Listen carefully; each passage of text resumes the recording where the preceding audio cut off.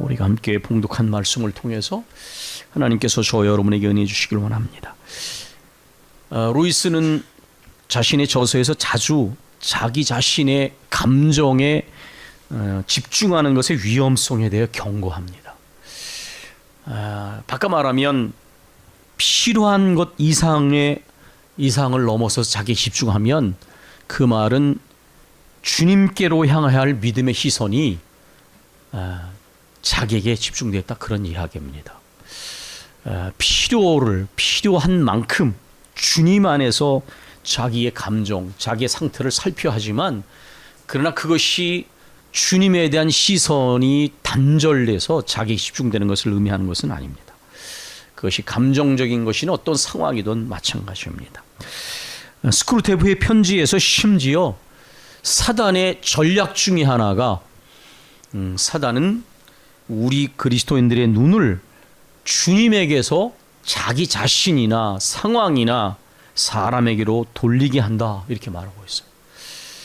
히브리서의 말씀처럼 믿음의 주요 온전케 하시는 예수를 바라봐라. 한눈 팔지 않고 믿음으로 똑바로 바라보는 것을 의미합니다. 그러면서 루이스가 그런 표현을 씁니다. 자기 자신의 감정, 신앙은 감정 이상이기 때문에 의지가 없으면 신앙은 제대로 서기 어렵다, 이렇게 말을 합니다. 그리고 그 의지라고 표현할 때 그 의지는 마음을 의미한다, 이렇게 이야기하고 있어요. 이것은 우리나라 말 어법에도 아주 정확히 맞는 겁니다. 우리가 누군가에 대해서 이렇게 말하죠. 그 사람 그것에 대한 의지가 없는 것 같아. 이게 무슨 말입니까? 그 사람이 그렇게 하려는 마음이 없어, 그런 말이에요. 여기서 의지는 단순히 지정의의 의지를 넘어서서 마음 자체가 없다는 것을 의미하는 것이죠. 우리가 지난 금요 심야기도 때 에스겔 12장을 중심으로 기도했는데, 거기에 하나님이 에스겔에게 예언자들에게 주시는 상징적 행위를 하게 하시잖아요. 성벽에다가 구멍을 뚫고 포로의 행장을 갖추고 사람들이 보는 앞에서 거기서 나가게 합니다. 이게 무슨 뜻입니까? 이건 엽기적 행위가 아니고 상징적 행위. 그러니까 이상한 행동을 통해서 사람의 주의를 끄는 거예요. 하나님께서 이렇게 말씀하셨어요. 이 백성이 눈 있는데 보려고 하지 않고 귀가 있는데도 들으려고 하지 않는다. 즉 하나님의 말씀을 들으려는 의지가 없는 거예요. 다시 말해서 마음이 없다, 그런 얘기입니다. 그러니까 하나님께서 이러한 백성들의 영적인 상태를 아시고, 여러분도 누군가에게 말할 때 듣지 않으면 들게 하려고 애를 쓰잖아요. 야단도 치고 달래도 보고 하지요. 하나님께서도 이 예언자들의 상징적 행위를 통해서 이렇게 말씀하세요. 좀 생각이라도 하지 않게 되겠느냐. 생각이라도 하지 않겠느냐. 이것은 회개하고 돌이켜서 망하지 않게 하시려는 하나님의 마음이 들어있는 겁니다. 얼마나 듣지를 않으면 하나님께서 이렇게 하실까. 우리는 이런 영적인 상태에 가지 않도록 조심을 해야 됩니다. 하나님의 마음과는 아랑곳 없이 그들은 들으려는 의지가 없었습니다. 보려는 의지, 깨닫고 돌이키려고 순종하려는 마음 자체가 없었어요. 성경의 진리를 말씀드릴 때 제가 그런 얘기를 했습니다. 왜 순종이 어려울까요? 그는 하나님의 진리는 시간의 길이 속에서 체험적으로 깨달아질 때가 굉장히 많습니다. 제가 이렇게 인생을 살아하고 목회자로서 30년을 목사로 살아보니까 하나님의 말씀에 대한 확신이 점점 들어요. 근데 저는 젊었을 땐 그랬어요. 인간적인 방법이 훨씬 더 현실적이에요. 아마 우리 젊은 분들은 그런 생각할 거예요. 하나님의 역사는 당장 나타나지 않기 때문에 되게 무력해 보이고 비현실적. 그래서 종종 하는 비판이 그거잖아요. 기도만 하면 되나요? 그런데 진리의 차원에서건 능력의 차원에선 이렇게 몇십 년을 지내보니까 역시 하나님 말씀이 진리예요. 그리고 하나님의 말씀이 정말 능력이에요. 그렇기 때문에 이게 순종이 어려운 거예요. 그러니까 이스라엘 백성도 마찬가지였어요. 하나님이 아무리 경고를 하셔도 당장 뭐가 나타나지 않거든요. 하나님이 기다리시니까. 근데 그걸 느끼지 못하니까 완악함으로 대응을 한 거예요. 이 백성의 모습이 어떻게 됐느냐. 나중에는 하나님의 공의로우심과 진노의 두려우심을 철저히 겪었어요. 그래서 이걸 체험적으로 깨닫게 됐어. 하나님께서 에스겔 12장 이렇게 말씀하신 너희가 내가 여호와인 줄을 알리라. 이것은 야다. 성경은 철저하게 체험적으로 하는 걸 말하는 거예요. 이스라엘 역사를 연구하는 사람들은 인간적 사관으로 이스라엘 역사 해석이 안 된다고 합니다. 어떻게 그 소수민족이 그렇게 수없는 박해를 받았는데 존속하느냐. 이건 인간적 사관의 종류는 해명이 되지 않습니다. 저는 그래서 하나님을 빼놓고는 해석이 되지 않기 때문에 그런 거예요. 그게 뭐 호불호를 떠나서 유대민족의 존속은 인류사의 신비 중에 하나입니다. 분명한 것은. 아마 저는 비싼 수업료를 지불했다 그렇게 생각을 해요. 물론 그게 전부가 아니지만은 또 망각할 위험성이 있어요. 하나님 앞에서 불순종이 얼마나 큰 결과를 가져오는 것을 너무 많은 비극을 통해 경험했거든요. 그러니까 하나님에 대한 두려움이 있는 거예요. 이게 그리스도인들에게 필요한 것이요. 이들은 주님의 말씀을 들으려는 의지가 없었다. 마음이 없었다라는 것입니다. 반면에 오늘 우리는 본문에서 전혀 다른 주님의 마음을 봅니다.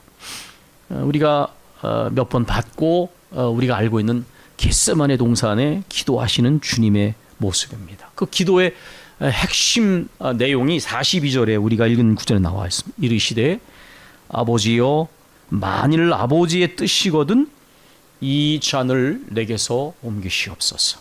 그러나 내 원대로 마옵시고 나의 원대로 되기를 원하나이다. 제가 이렇게 영어 성경을 찾아보니까 비동사 플러스 ing에서 willing으로 표현되기도 했지만 my will, your will 이렇게도 표현이 됐어요. 그러니까 내 의지, 내가 원하는 대로도 마시고 아버지의 원대로 되기를 원합니다. 이렇게 말을 했습니다.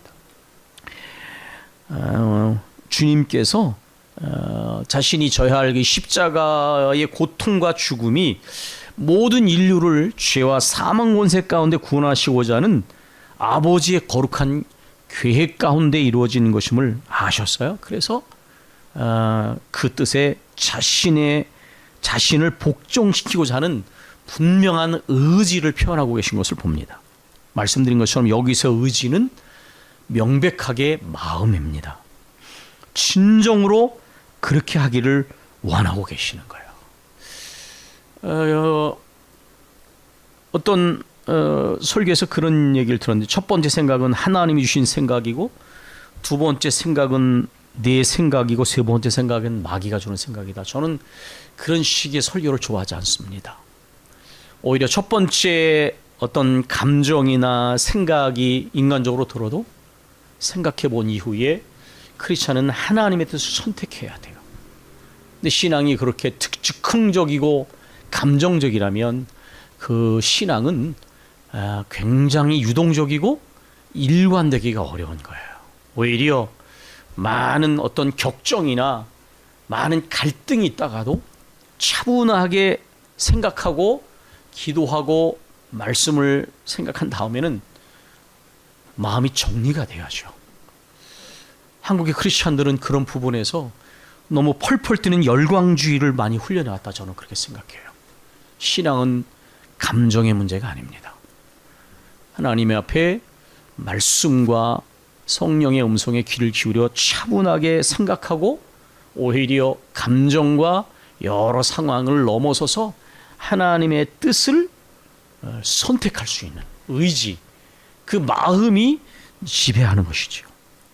예수님은 사랑하는 아버지에게 저주를 받고 버림받는 것, 이것이 정말 주님에게는 제자들에게 배신을 당하는 어떤 것이나 또는 육체적 고통보다 훨씬 더 큰 고통이었을 것입니다. 그러나 주님은 그럼에도 불구하고 그것을 선택하셨어요. 나의 하나님 나여 어찌 나를 버리셨나이까? 그 고통을 넘어서서 그럼에도 불구하고 아버지의 의지, 아버지의 마음을 따르시는 것입니다. 우리 교회에 그 2020년 기도 제목에 겟세마네 기도가 있죠. 전심과 합심으로 기도하는 10명의 묵직한 기도의 무릎 다음에 제가 금년도에 겟세마네 기도를 첨가했습니다. 왜냐하면 제가 이렇게 목회 경험에 의하면 우리가 하나님께 어떤 걸 간절히 구하는 게 필요해요. 뭐 교회 이전을 위해서도 모두 기도하고. 그런데 우리가 너무 집착을 하면 나중에는 그게 욕심이 되고 그것 자체가 목적이 되더라고요. 그러면 변질이 일어납니다. 심지어 일탈이 일어나요. 그래서 우리의 모든 마침표는 하나님의 뜻을 이루는 것이 되어야 돼요. 뭔가를 얻고 성취하더라도 어떤 자리에 서더라도 하나님의 뜻을 이루고자 하는 이 겟세마네 기도가 교회와 그리스도인의 기도의 최종 목표가 되어야 됩니다. 우리 주님이 감람산 겟세마네 동산은 겟세마네 골짜기에 가서 기도하신 겁니다. 감람산 겟세마네 골짜기. 그런데 여기 보면 습관을 따라 그곳에 가셨어요. 그러니까 주님은 굉장히 좋은 습관이 있었는데 아마 저도 다시 한번 생각해야 되는데 기도와 쉼 이것을 늘 이렇게 습관으로 좋은 습관을 가지신 거죠. 늘 쉬기도 하시고 깊이 기도하셨다. 그래서 여러분 아시지만 누가복음에서는 누가가 7번 정도 얘기를 기도에 대해서 강조를 하는데 주님의 모습 관련해서 여러분 아시지만 공생의 시작도 제자를 선택할 때도 겟세마네 동산에서도 일상의 분주함 속에서도 계속 기도하셨습니다. 40일 동안 금식 기도하시고 철학기도 산에서 철학기도 하시고 피땀 흘려 기도하시고 이렇게 그리고 늘 분주함 속에서 기도하시고 그건 철저하게 하나님과 영적인 소통이 이루어진 분이라는 거죠. 그러니까 하나님의 뜻을 이해하시고 하나님의 깊은 뜻을 이해하신 주님께서는 주님의 당신의 뜻을 내려놓고 아버지의 뜻을 따르려는 의지, 마음이 분명하게 망설임 없으신 겁니다. 무릎을 꿇고 기도하셨다. 이건 간절함인 동시에 겸손의 상징입니다. 하나님의 뜻에 따르고자 하시는 거죠. 얼마나 간절히 기도하셨는지 땀방울이 핏방울 내도록 그렇게 기도하셨습니다. 우리 주님은 아버지의 뜻에 따르고자 하는 의지가 분명한 분이셨어요. 이 땅에 오셨을 때부터 그것은 주님의 일관된 모습이셨습니다. 우리가 성령 충만, 성령을 무슨 약간 감정처럼 의지해서 어느 때는 성령 충만하기 때문에 주의 뜻을 따르다가 어느 때는 인간의 육신을 따르는 것은 성령 충만이 아닙니다. 성령은 불같은 영이시기도 하지만 잔잔한 영이기도 하시기 때문에 열광주의와 성령을 혼동해서는 안 됩니다. 우리 주님은 일거수일투족을 하나님의 뜻을 이루려 하셨는데 이 구절이 이런 표현들이 그것을 보여줍니다. 뭐뭐 하심은 예를 들면 어디 가서 이사가서 가서 하심은 선지자 누구누구로 하신 말씀을 이루려 하심이라. 이건 굉장한 것입니다. 일거수일투족 매사를 하나님의 뜻을 이루려고 의식적으로 가셨어요. 의지적으로 가셨습니다. 십자가는 그 아버지의 뜻을 이루는 최종 목표점이었습니다. 겟세마네 동산의 기도는 그러한 주님의 마음, 주님의 의지를 명확하게 드러낸 기도였습니다. 내 뜻대로 마옵시고 아버지의 뜻대로 하옵소서. 이 주님의 의지가 이 주님의 마음이 마침내 우리의 구원을 이룬 것입니다.